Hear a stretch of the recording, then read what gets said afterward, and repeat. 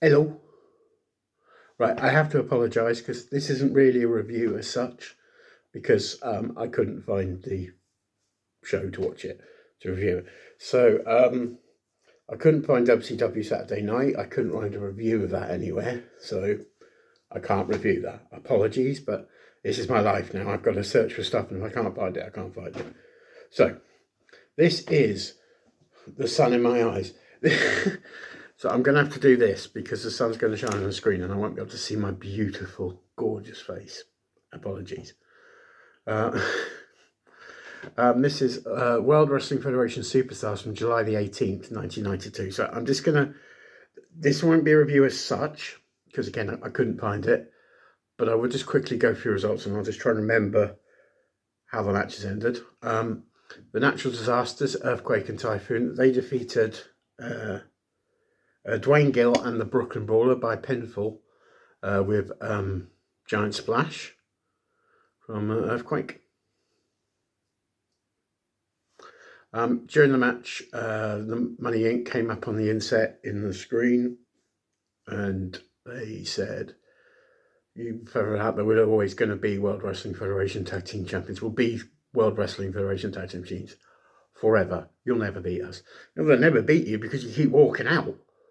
Yeah, because you keep doing this since WrestleMania, Money Inc. You keep walking out and winning and losing via count out.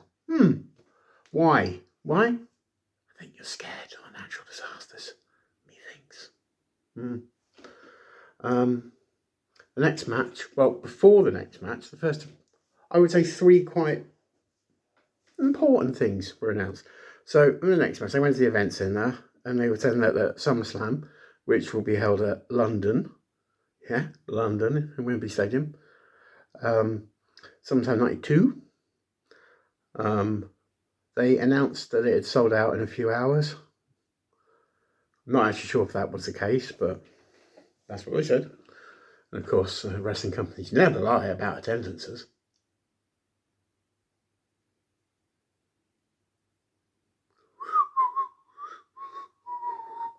Oops. So the next match were before the next match, they announced the main event for SummerSlam, and it would be Randy Savage defending the World Wrestling Federation Championship against the Ultimate Warrior. Yeah, bit weird because obviously they were 2 good guys at the time, so that was a bit strange. And the storylines that were on and off TV at that point in time were leading to Savage versus Flair, like rematch, but for whatever reason, behind the scenes, Vince decided he didn't want that, so he wanted Savage v Warrior, which is a bit strange. But yeah, and which leads us into the next match, which was Ric Flair himself, as you can imagine, not very happy, taking on Glenn Roof, and he absolutely destroyed Glenn Roof and beat him with a figure 4. After the match, Perfect held Mr. Roof's shoulders down, and Ric Flair dropped the knee. He wasn't best pleased. Vince referenced this in the commentary by saying, he referenced it by saying, if I remember rightly, yeah, he said, well, don't worry, Flair will get another match. Which leads us into the next match. God, I'm good at segues. Which was Virgil taking on that well-known star Dave Milson. I'm sorry if you're watching this, Dave, or your family. Apologies. I haven't heard of you. I'm sorry. And so the reference point was here that Ric Flair might take on Virgil at SummerSlam. Nobody ever wants to see that. As much as I love Virgil, him in a feud with Ric Flair. Ooh, no, I don't want to see that. Virgil here actually won with a pinfall. He got the victory. So yeah, well done to Virgil. The next match was the sun shining in my eyes again. I keep moving. I do apologise if my big head is ruining your enjoyment of this, but I do apologise. Next match was Repo Man, and he took on I can't read my writing. Greg Starr. I don't think he was related to Mark Starr. But yeah, he took him on and he won in about a minute and a half. And he won with the single leg Boston Crab, which is quite a rare manoeuvre, but he did it well. So he got the victory. And then they were talking about the Bulldogs. I think they'll probably have a match on TV at some point. What about the Bulldog in a minute? So 2 more matches to go. But before the next match, we had a bit of an interview, and that was Mean Gene Oakland interviewing the Big Boss Man. The Big Boss Man has returned. And he said to Nails, the reason he's come back was because a 6-year-old came up at his home and hugged him. Yeah, that's what happened.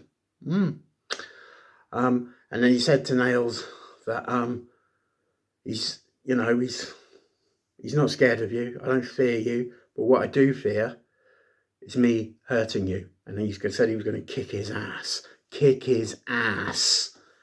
We shall see if he does kick his ass down the line. The next match was the Mountie, and he took on Jason Knight. And the Mountie actually won with a pin. He used the flying drop kick as his finisher. So he got the win. And they referenced it in the commentary that the reason he was using the drop kick is because in his boots it would give him more power. Okay. Then they showed a vignette of the soon-to-becoming Les Allemands, and he was on video and said the people were fear of him. They were putting him down because they were fearing him, because the only way they feared him is that he would achieve and become World Wrestling Federation champion. And that's why they feared him. And the only reason they should fear him is because he would be World Wrestling Federation champion. Chico. And the main in-ring event of the evening was the British Bulldog. And he took on Vita Kraus. And the Bulldog won with, of course, the running power slam. And that's how it ended. Apart from, I did a quick clip at the end where Randy Savage said to the Ultimate Warrior, "Oh yes, a warrior, let me tell you, I can't do his voice, it really hurts my throat.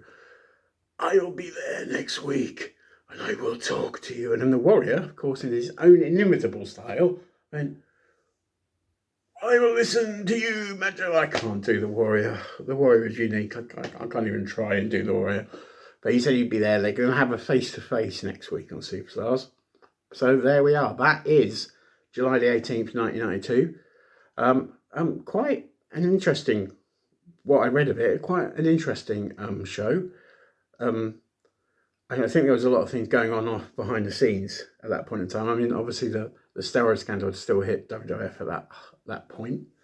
I mean, it was quite a big scandal. One of the reasons why Hogan disappeared after WrestleMania 8. That was one of the reasons. There are other reasons, but that was one of the reasons.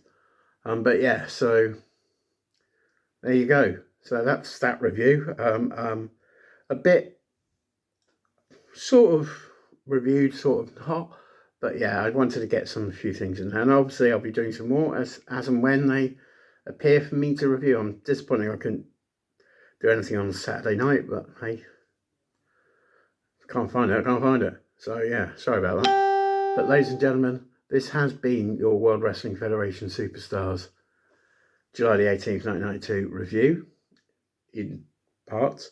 I'd like to say thank you for watching. Thank you for listening. Hope you're not blinded.